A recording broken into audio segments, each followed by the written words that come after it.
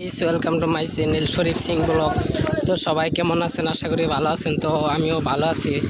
Finally guys আমি পড়ছি করার করে ব্রিজে দেখেন, আজকে হলো 7 তারিখ। আজকে উদ্বোধন করার কথা ছিল, বাট কমপ্লিট দলংটা খুঁটি ডাইবা গেছিল, তো খুঁটিটা ঠিক করা হয়েছে, কিন্তু দলংয়ের কিছু কাম আছে, কাম বাকি আছে দেখে দলংটা উদ্বোধন করা হয় নাই। তো দেখেন রং করতেছে, অনেক সুন্দর ব্রিজ।